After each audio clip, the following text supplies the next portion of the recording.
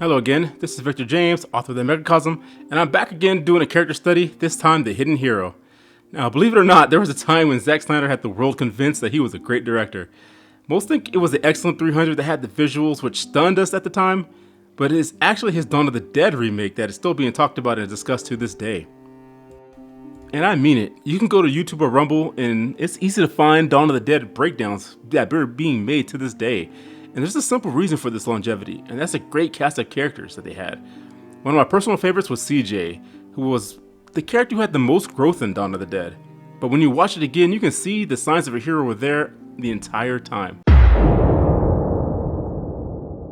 So after the world goes to heck, a ragtop group of weird survivors decide they want to hunker down at the local mall until they could be rescued.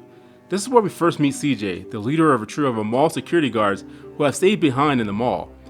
When we first meet CJ, he's abrasive, rude, and seemingly uncaring as he tells the weary group to leave. When CJ is convinced to let them stay, he continues being caustic, basically holding those who we consider the heroes captive inside one of the stores. It was clear from this start that CJ was the villain of our story, that one creep in every zombie movie who the group has to overcome to survive. But CJ proved that trope wrong, and the signs were always there, but his attitude made us miss it. This was actually quite brilliant of the writers because his heroism is well hidden. But when you think back, when CJ first meets the survivors, he doesn't know who's infected, and he tells his fellow security guards that very fact. Yes, it comes off as selfish, but he was actually trying to keep them alive by reducing the risk. Then there is the very fact that CJ was convinced to let the stranger stay. Now, most villains would not do that, at least not with altruistic purposes. Then there's another sign. When CJ locked the group up, he says this: "I can't have you guys sneaking around stealing stuff." So when you think about it, CJ is actually still trying to keep the mall merchandise safe. Again, his attitude hid his intentions, but he could easily have said he was keeping them locked up so they won't slit his throat at night. And then there was another sign, his job alone, being a security guard. That said there was something inside in CJ that he wants to protect. Just because most people don't respect security guards, it's an honorable job that CJ took seriously. And that is the trope of the hidden hero. Done more famously in Unbreakable, David Dunn too was a security guard, and we often see the hidden hero taking a job of security, guarding, or protecting people. And yes, I know people are going to come back with that scene of the truck barreling towards the mall and you can hear the survivors fighting for their lives, and CJ is vehemently against helping them, but again, he is trying to keep himself safe. He even says, like, I know none of us here were infected and we don't know who we're bringing into this mall, and he ended up being right in the end.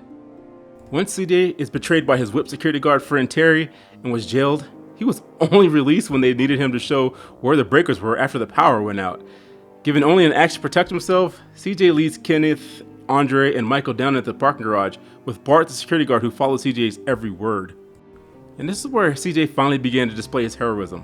When Bart, his friend, was bitten by a zombie with incredible upper body strength, all the men who actually had guns ran when the zombie horde began to attack. Yet CJ hesitated with just his axe. You can tell that he had a thought to help Bart, but had to stop when he saw his friend was being swarmed. And after being locked up for days by these people, CJ does not hesitate to help them, using his skill to allow Michael precious seconds to come up with a plan. From that moment forward, CJ became a trusted member of the group, and I will say one of the most important.